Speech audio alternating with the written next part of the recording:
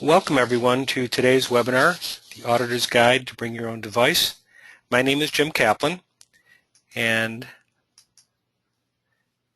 let me see if I can get this. Here we go. Okay, my name is Jim Kaplan, and I am the president and founder of AuditNet. A little bit about myself, for those of you who don't know me, I work for internal audit for both Arlington and Fairfax County, and I was the director of internal audit for Fairfax County Public Schools until 2005. I founded AuditNet in 1993 based on my concept of using the internet as an audit tool. Here's a little bit of information about AuditNet, and you can read that. That was on the slides that I sent out to you this morning, so please take time to review that. That gives you some background on AuditNet. Let me cover some of the housekeeping items for today. This webinar and its material are the property of AuditNet, and we will be sending you the recording link. I should have that out to you probably by tomorrow. We are operating under NASBA rules, and NASBA rules require us to ask polling questions during the webinar, and CPE certificates will be sent via email to those who answer all the polling questions. The CPE certificates and link to the recording will be sent to the email address you registered with in GoToWebinar. You can ask questions during the webinar. Just submit your questions via the chat box on your screen, and we'll answer them either during or at the conclusion of the webinar. After the webinar is over, you'll have an opportunity to provide feedback. Please complete the feedback questionnaire to help us continuously improve our webinars. If GoToWebinar does stop working, you may need to close and restart. You can always dial in and listen along and follow along with the handout. Some disclaimers. The views expressed by myself do not necessarily represent the views or opinions of AuditNet. Any of the material that you see is for educational purposes only and does not constitute accounting or legal advice or create an accountant-client relationship. And we try to make sure that all the information that we present is accurate. So let's get into today's webinar. We will be talking about Bring Your Own Device and mobile device management, two areas that I feel are very important and something that we recently did a survey on. So we're going to discuss what BYOD and MDM is, and we'll follow that by risk and audit considerations. And then controls are important, and we'll share a framework for auditing in this area. I'll also share with you the results of that survey that AuditNet conducted earlier this year, and then connect you to some of the available resources.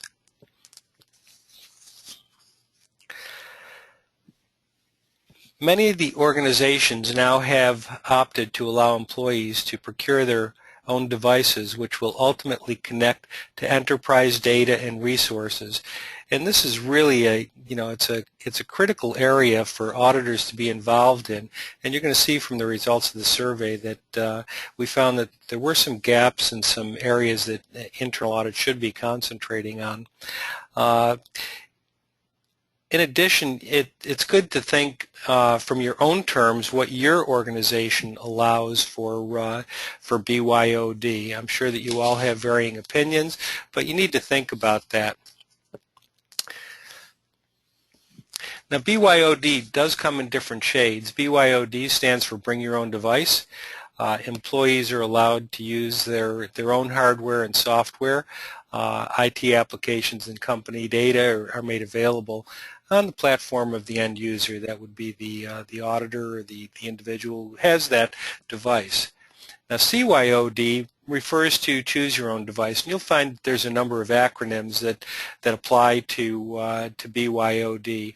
In this case, the employer still provides the hardware, and the employee can choose whatever model, whether it be an iPhone, an Android phone, a tablet device. So really there are some different options here.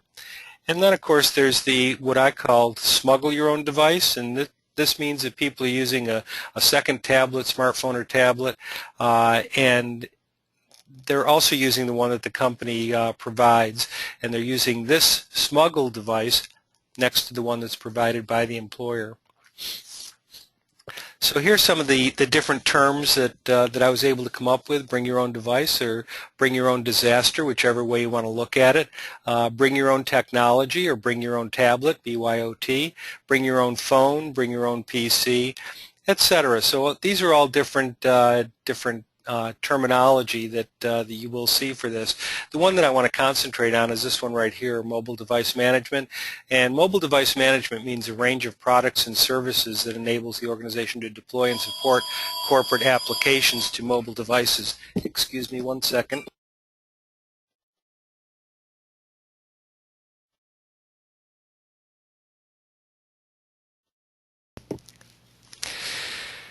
Sorry about that. Okay, so there are many different variations that you could use on BYOD within your organization. So you should think about what you're using, what sort of policy you have within your own company. So where do we start with BYOD? That's the question that I get asked most often.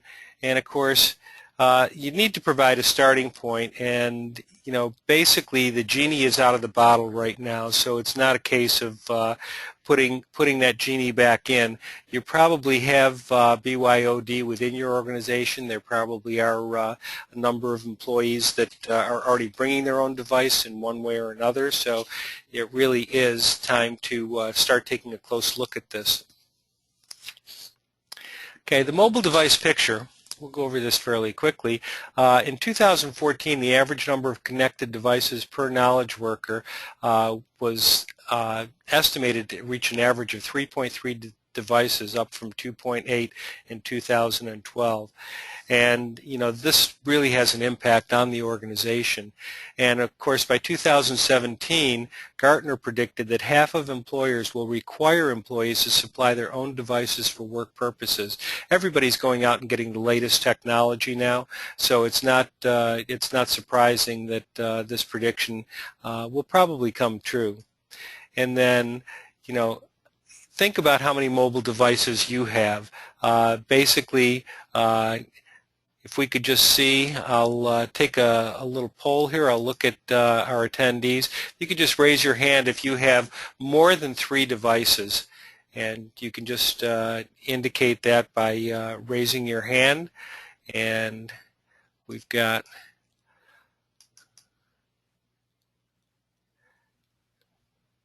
okay, there's quite a few of you. There's probably about a third of you that have at least 3 devices. So that's really really indicative of where we are with this BYOD topic. So here's some additional statistics that we have on BYOD. 67% of people use personal devices at work regardless of the official BYOD policy. This one here, BYO, bring your own, is pretty much within half of the companies that this particular survey found. 77% of employees have not received any education about the risk related to BYOD, and this we'll see was substantiated by the survey that we did. Education about BYOD is really not something that organizations are spending a great deal of time on. So you can read those statistics. These were in the handouts this morning, and you can see where we're going on BYOD. So at this point, I'd like to do a polling question, and I will go ahead and launch this first poll, and that is, the typical employee has how many mobile devices? So we'll go ahead and you could take a look at that poll and just record your answer. Remember, if you're looking for NASBA CPE for today, you must answer the polling question.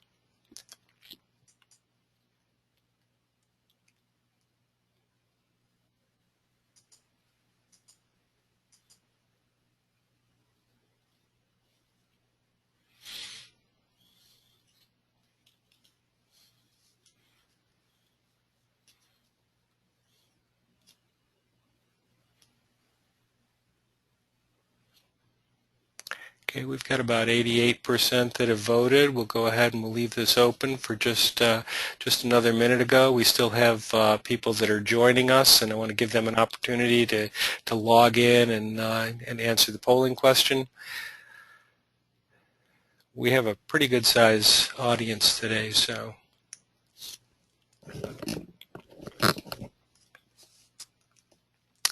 Okay, we will go ahead and we will close the poll. and share the results. And it looks like 42% have at least 2, 42% have more than 2, and only 16% have 1. So it's pretty evident that mobile devices and BYOD are something that is taking place. So setting the stage here, the Gartner Group predicted that bring your own device would be a top technology trend for 2013, with mobile devices surpassing PCs as the most common web access tool. And it appears that they were right. This coincides with something that we found last year in a survey in terms of how many people are using email, and it seems like less people are using email and more people are using their tablet devices and things like Facebook. Sorry about that. Hate these pop-up messages. Okay, so this is just a statistic from the Gartner Group. Now, some mobile device facts. Consumer-focused technology is not a fad. The benefits far outweigh the cost. So this is something that we're seeing. It's here to stay. It's not going to go away. So consumer-focused technology is on the radar of all employees, organizations, and it should be on Audit's radar as well. Researchers estimate that 159, almost 160 million smartphone users in the U.S. by the end of 2014. I'm sure we'll probably surpass that. There were some recent studies that I saw that showed that most people have at least 2 devices, and based on the current population of the U.S., I would say that we're far beyond that 159 million. Worldwide sales of tablets to end users reached 195 million units in 2013, and I'm sure we're well over 200 million in 2014.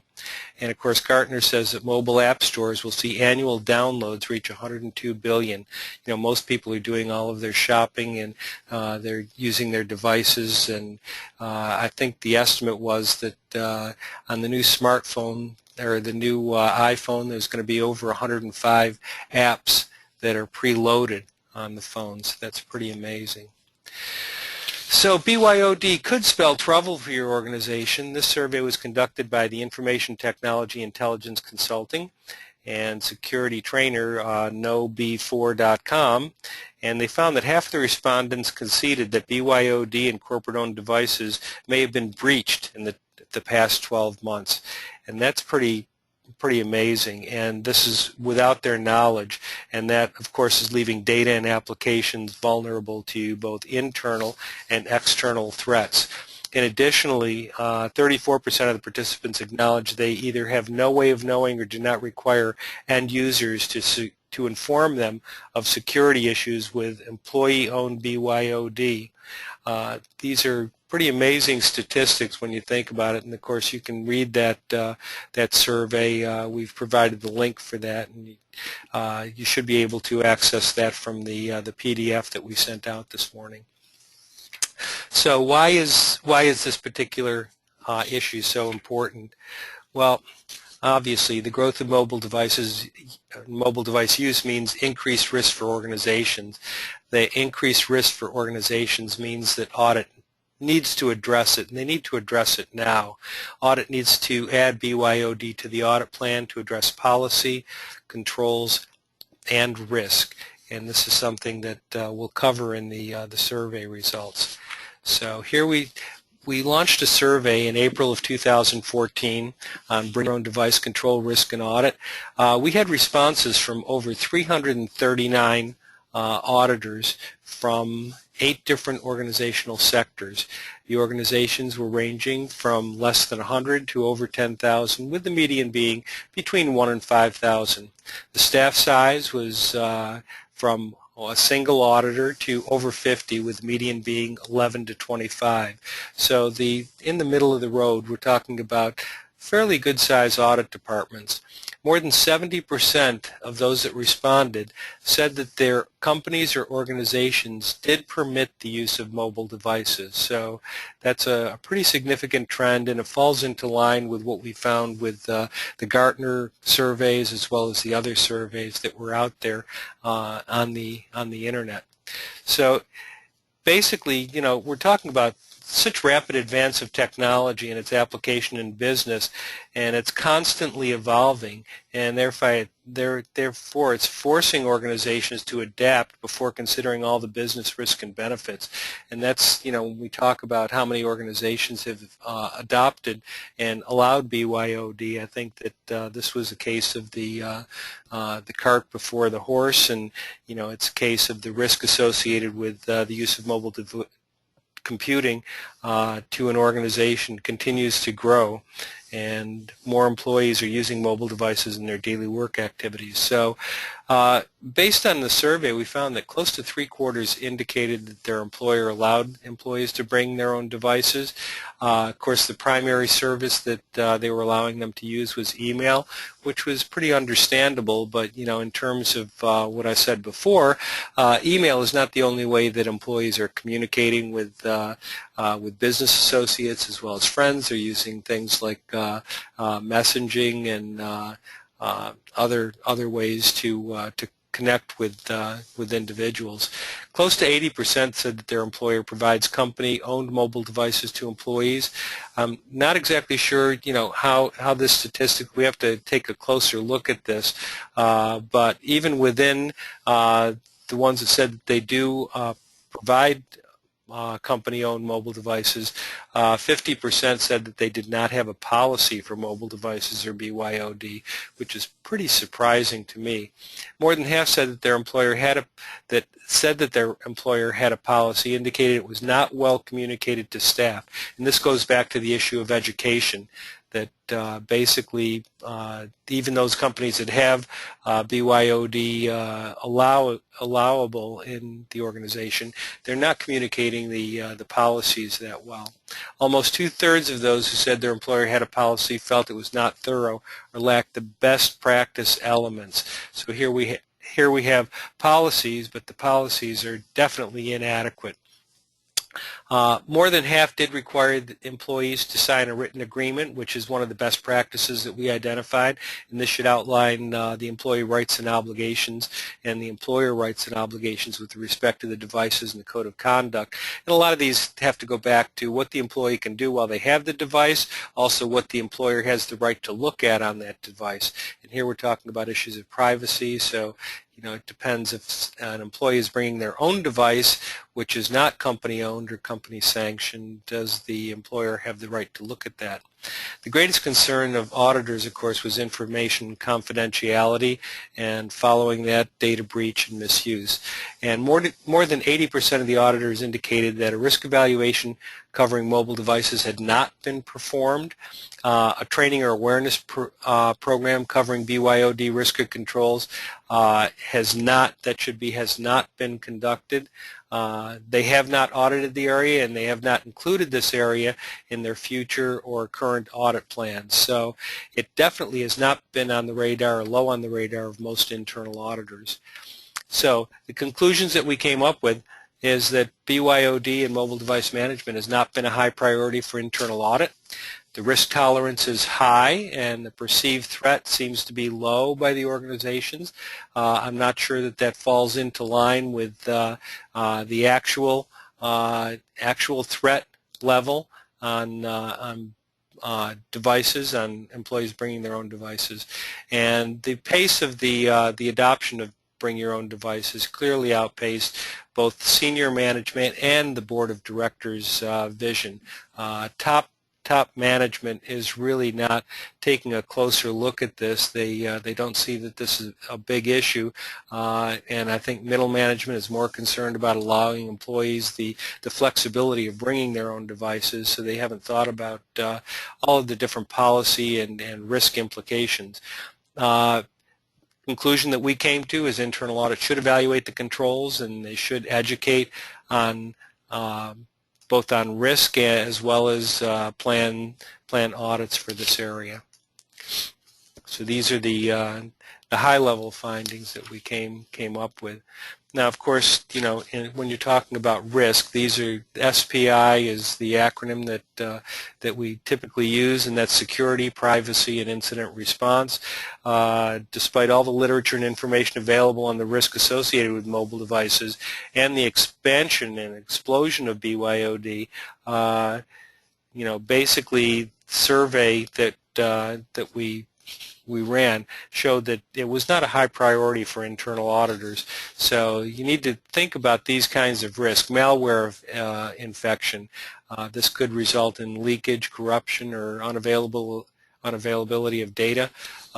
Compromised sensitive data or data that you might not want other individuals or companies to have access to. Of course, the negative publicity, this relates back to social media, and more organizations are allowing employees to post on social media, and there's a lot of implications that could impact the organization. So these kinds of things. Also, non-compliance with laws and regulations, industry requirements. Access controls and controls over device security. There are ways that you can control these mobile devices. I'm not a technology auditor, but you need to get together with your IT folks and basically talk about what kind of controls you have over the devices and what they can access. And we're talking about information that now is maybe resident on your local network, but it could also be up in the cloud. So these kinds of things need to be looked at very, very carefully. The ability to eliminate sensitive data upon termination or loss of the device. Of course, this goes into a management issue in terms of what happens to that device after the employee leaves employment.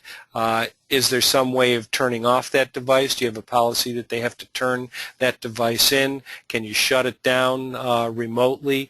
All of these things need to be looked at. Management issues relating to supporting many different types of devices.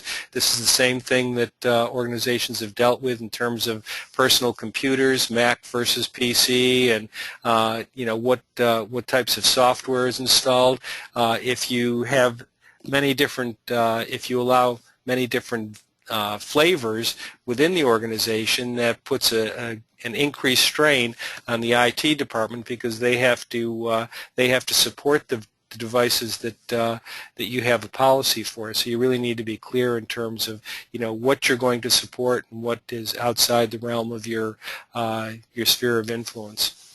Ensuring that employee-owned devices are properly backed up if they're using these devices for saving data and uploading data or downloading data. Are there proper backup plans in place?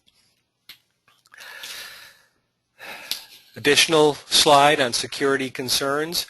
Lack of physical security controls, using untrusted mobile devices. These would be ones that employees are bringing into the organization that might not have the sanction of the organization. Use of untrusted networks. There's always that tendency for employees to just click on a link, and sometimes you could be subjecting your networks and your organization to malware attacks, to denial of service, DOS.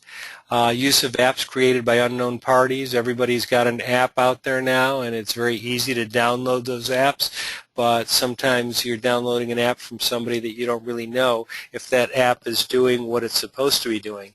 Also, how do your mobile devices interact with your other systems within your organization, using untrusted content, and then using location services.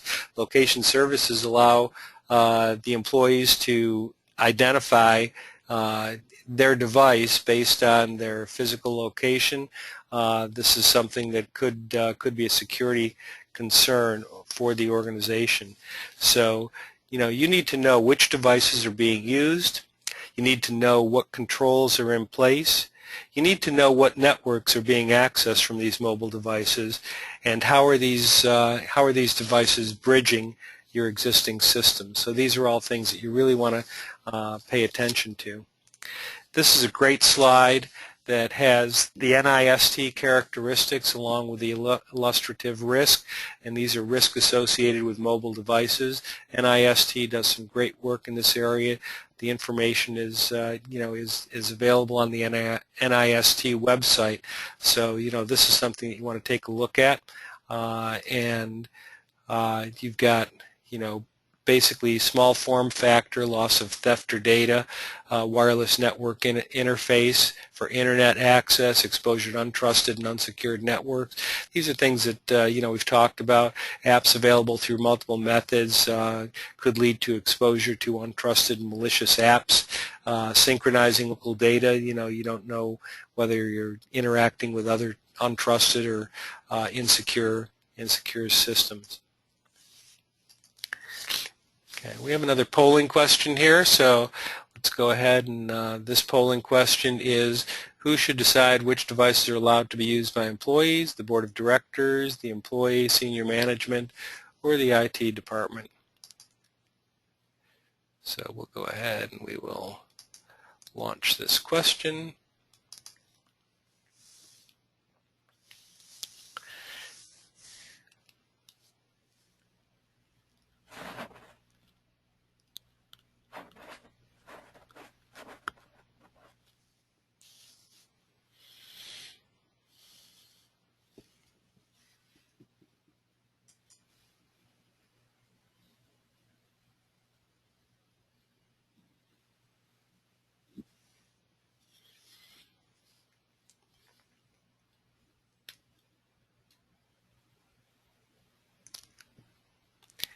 Okay, we've got about 91% have voted. We'll leave the poll open for another 20 seconds or so.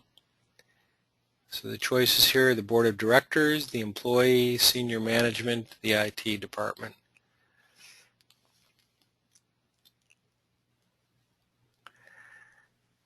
And we'll go ahead and we will close the poll and share the results. Okay, and obviously the employee should not be deciding which devices are allowed to be used, so that's was pretty unanimous. Only 3% said that the employee should, 16% said the board of directors, and then it was very close between senior management and the IT department.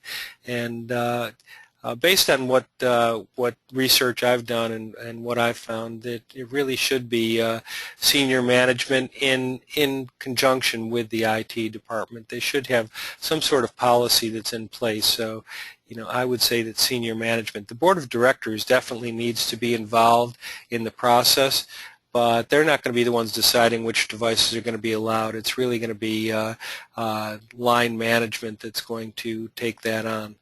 So let's go ahead and hide that poll, hide those results, and we'll move on to the next question.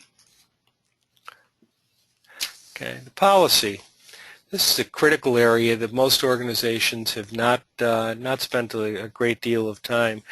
Should the policy be voluntary or should it be mandatory? Whether that the BYOD program is voluntary or mandatory, sometimes you'll see a combination of the two. It's going to be driven to some extent by the type of business and data that the organization is dealing with, as well as the positions that are going to be eligible for the program, the nature of the employee's work, cost considerations. The BYOD policy and related documents must address this issue in terms of whether it's voluntary or mandatory. As far as the scope, a closely related topic is the program's applicability to categories of employees. Should this be all employees that are included? What about non-exempt employees or temporary employees? Does the program address how to approve and track hours worked by non-exempt employees? This issue should be addressed in the policy or in companion policies. As far as supported devices, the BYOD program should specify the devices supported and any limitations, e.g. prohibiting an employee to jailbreak a smartphone. That means basically removing some of the restrictions that the employer has put on it. The minimum system requirements and configuration should be addressed in this area.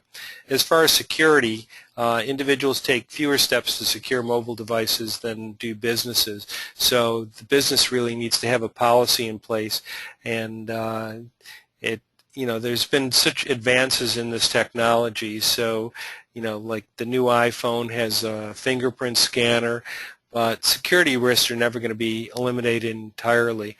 Accordingly, the employer should consider deploying mobile device management tools to improve security, including requirements such as having the users register their device with the mobile device management tool as a condition of access, use strong passwords on the device, of course, encryption for all data sent outside the corporate firewall, block access to blacklisted sites or applications.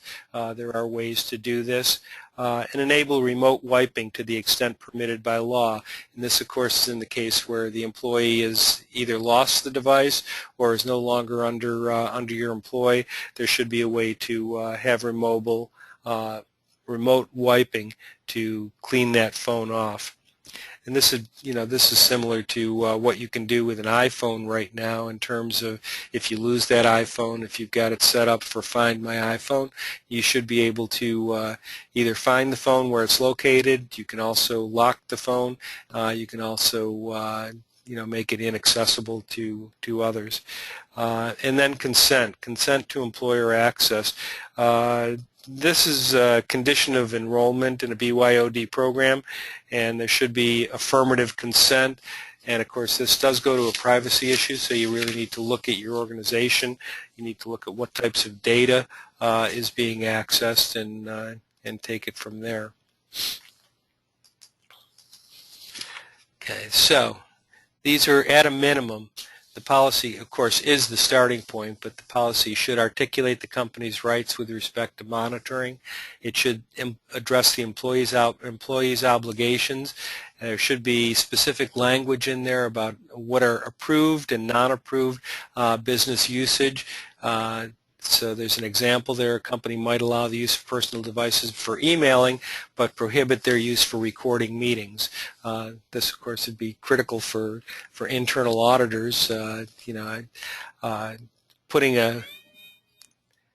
Bringing up a recording of during a meeting can sometimes cause consternation among the clients that you're dealing with.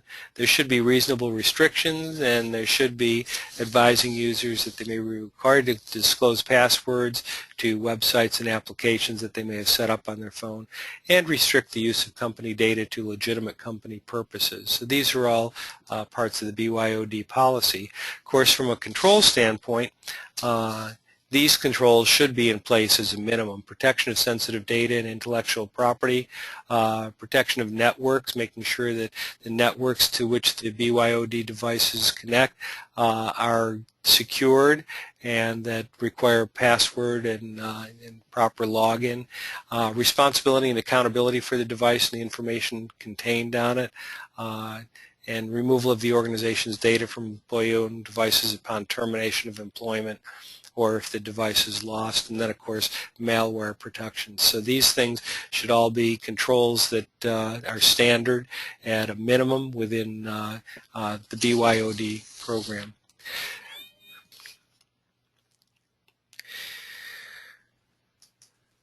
Let's do that. Okay. As far as BYOD audit issues, we have risk assessment. We have risk assessment. Your BYOD environment should be subject to routine risk assessment processes, both initially and ongoing.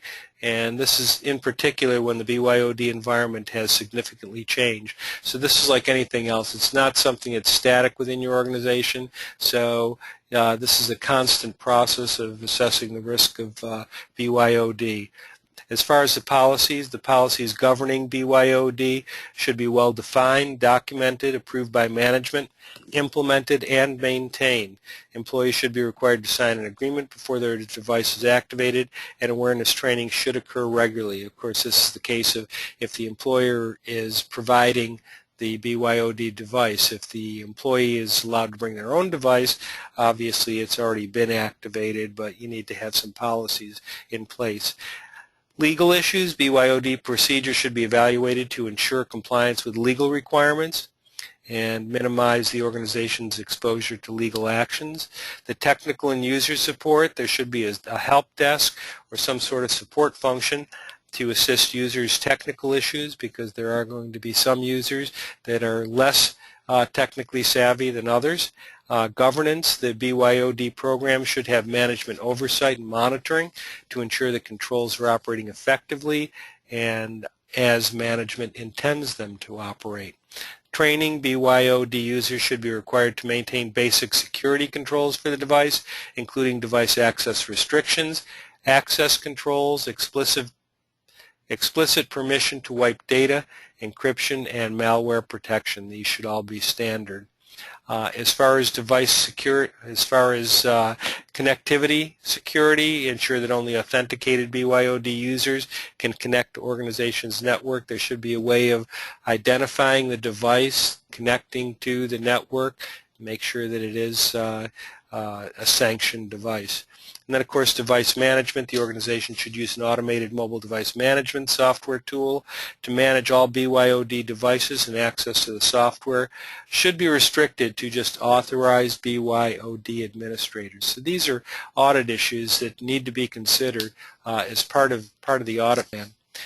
Here we see a great matrix from Missouri Communications highlighting the issue for different platforms of mobile devices. You can see here's bring your own device, choose your own device, don't bring your own device where business owns the device. Here's the different stakeholders in that, the board members, finance and procurement, HR and legal, IT and operations. And you can see the pros and the cons for each one of these. I think this matrix really lays out very well what the, depending on what your strategy is, and the stakeholders and what the issues are that you're going to have to deal with. So based on growth projections for BYOD and its potential risk, internal auditors should get involved in assessing their organization's BYOD risk and evaluating mobile device management and other policy solutions to determine their adequacy to protect the organization's proprietary and sensitive information.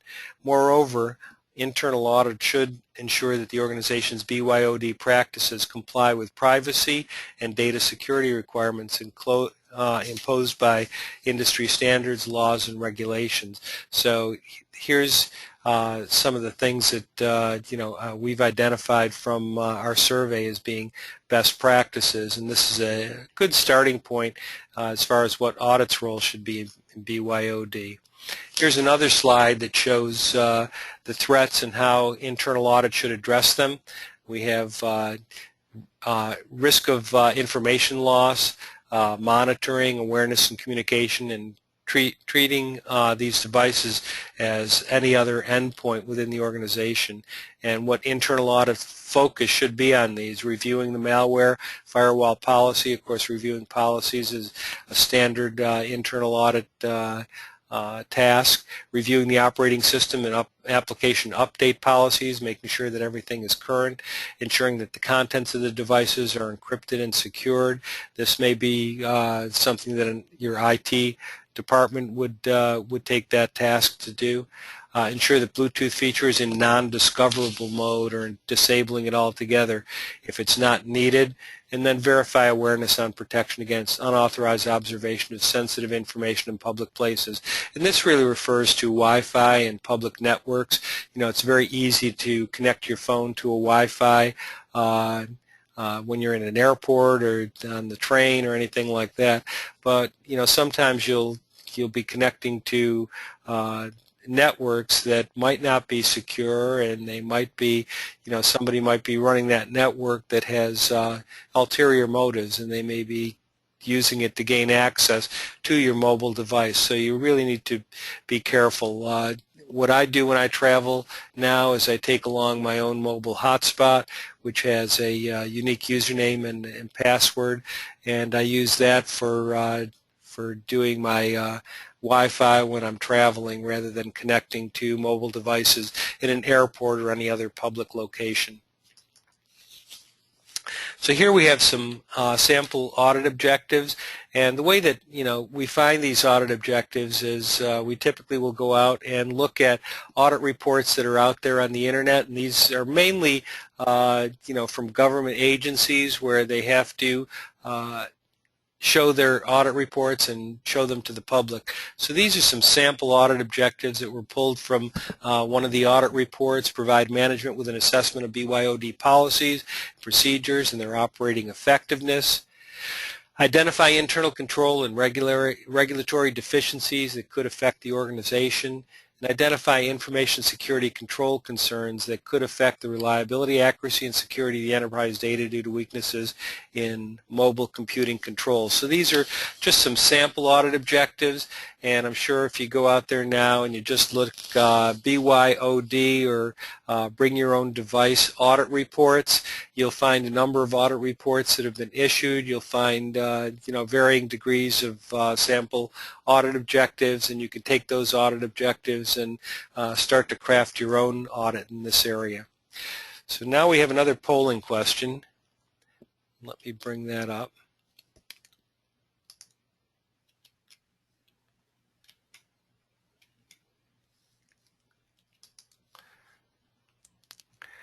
Okay, and this polling question, this is our last polling question of the day. Okay. What is audit's role, the auditor's role in BYOD? Evaluate compliance with the policy, assess the risk, assess the ability to provide multi-layered security, or all of the above. Remember, if you have any questions, feel free to post those questions. We will be providing you with some tools after the webinar. We'll also have the link to the recording that will be made available to you. But we also have some audit programs that we will be sharing, so look for those in your email. Okay, we've got almost 90% have voted. We'll leave it open for another minute or so.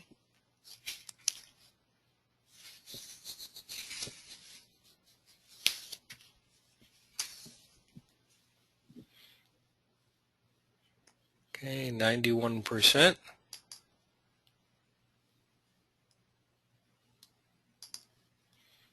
We'll go ahead and we will close the poll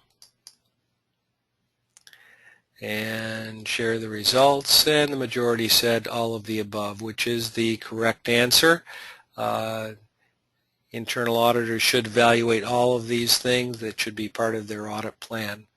So let's go ahead and we will close that. Okay, here we have some resources and tools that are available through AuditNet. There is a mobile device checklist, and we do have that's from SANS, SANS.org, and there should be a URL there, but apparently it's not showing up. We will, let's see if I can send that to everybody. Let's see, it is SANS.org/score/checklist/mobile, M-O-B-I-L-E, mobile hyphen device hyphen checklist .xls. So it's an Excel file. It's a great tool to have. You should all have that now. Also, security guidance for critical areas of mobile computing. It's a download from the Cloud Security Alliance. And then, of course, there's the guidelines for managing the security of mobile devices in the enterprise. This is from NIST. NIST has a lot of great information on mobile devices and BYOD. So that's something that you might want to take a look at as well. Okay, let's see here. And we're always adding new resources to AuditNet, so it's important to come back and check on what's available. Now, we also have some templates that are available in AuditNet. There's a Bring Your Own Device template that we added in July, Bring Your Own Device Assurance Audit Program that we added in July. There's a maturity assessment that was put in June of 2014. There's a security document, security of mobile devices. And then, of course, there's a, from Fast IT Tools, is BYOD Security Audit Program. So these are all available as templates within AuditNet. So if you're a teammate user, an ACL user, Caseware IDEA, or knowledge leader, you should have access to these through the enterprise site license that we have with those organizations, also the Association of Healthcare Internal Auditors, and recently SAP. SAP has been added to that list of organizations that has access to all of these. If you don't belong to one of those or subscribe to one of those services or have the software and you don't have access to AuditNet, just send an email to jkaplan@auditnet.org and I'll send you one of the spreadsheets, one of the templates that we have here. So here's some contact information for me, for AuditNet. Jim Kaplan, jkaplan@auditnet.org, or you can reach us at auditnet.org. You can reach us at auditnet.com or auditnet.net. They will all go to auditnet.org. You can also reach us on your mobile devices. We have apps for the iPhone, the iPad, the Android devices, as well as all the Windows tablets and mobile devices. So these are all available. And I hope that this provided some additional information, in terms of what the issues are and what the risks are. Okay, we've got a question here from Daniel. It seems naive that we can expect our users to turn off Bluetooth and only connect to secured networks. Can you comment a little further on your perspective? Well, I think this is really an organizational policy that you need to look at in terms of what are you opening up your organization to by allowing allowing Bluetooth or connecting to unsecured networks. And by unsecured networks, I'm really talking more about Wi-Fi in terms of when you're in a public location. So that is, I think most of your IT audit or your IT departments will say that connecting in that sort of environment is risky. It definitely is risky, and so if you're dealing with a company-owned device, they can provide certain guidelines as to how you can use that device and where you can use that device. Of course, you can't control everything and you can't control it all the time, but I think I would go back to the old adage that on network security or internet security is an oxymoron. There is no such thing as absolute security, and you need to take whatever reasonable steps you can to protect yourself. So that I think it would probably be unreasonable to tell your employees that they can only connect to secured networks, because they are going to go out there and they're going to connect on secured networks. But there should be some security backup in place. So I think that that's something that needs to be discussed. Okay. We have another question here. Should the focus be on implementing controls or education? We can't control everyone. I think that education is going to be the first order of business. Obviously, if you have a policy, then the policy should be communicated to everybody, and you should be able to start getting people to think in terms of what they're doing with that device and how they're using it. So I think that that is the first level. Controls, that's going to rely to a certain extent on your IT and your management in terms of what controls they're going to put in place.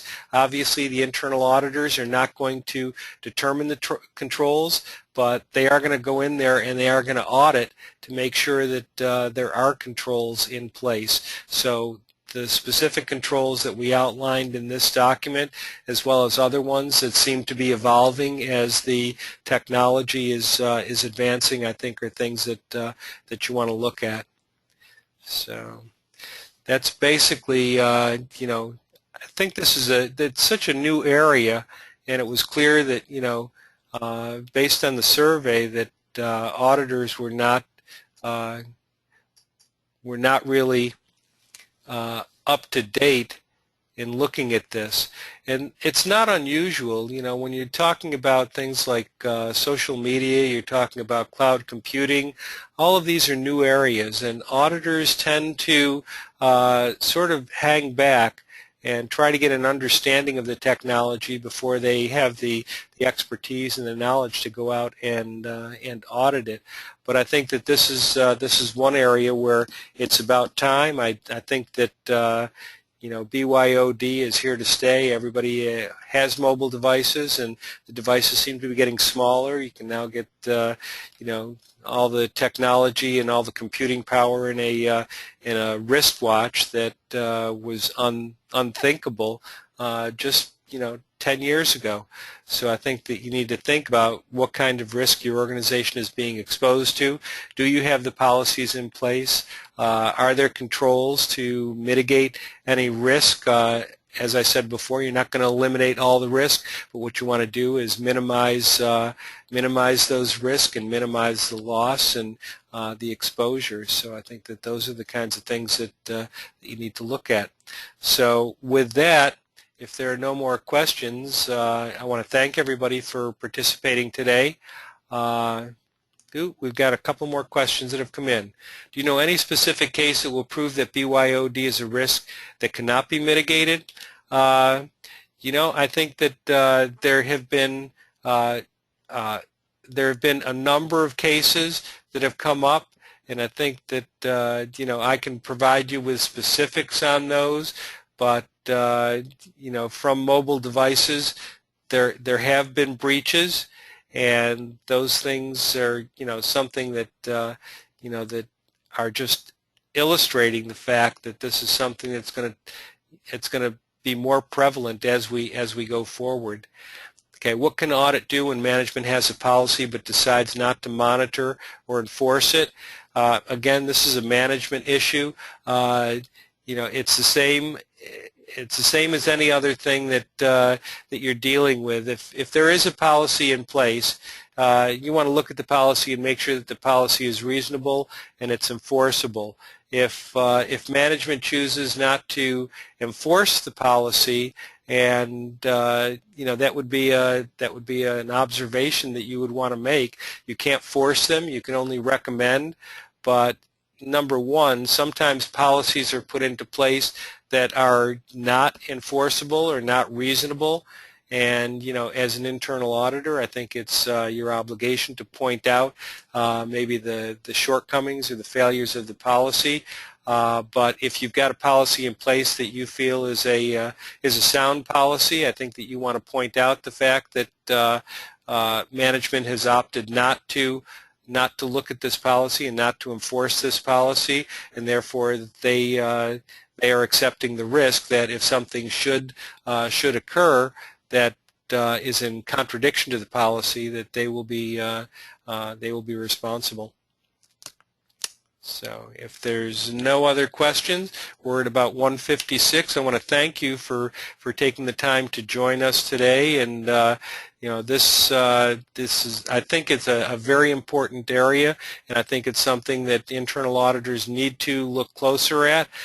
We will be doing a follow-up on the BYOD survey to see what kind of changes are taking place, and we're also looking for any additional resources that anybody has. We're always out there searching the internet as well as contacting our network of professionals to add resources on this particular area. I think that this is an area that that is critical.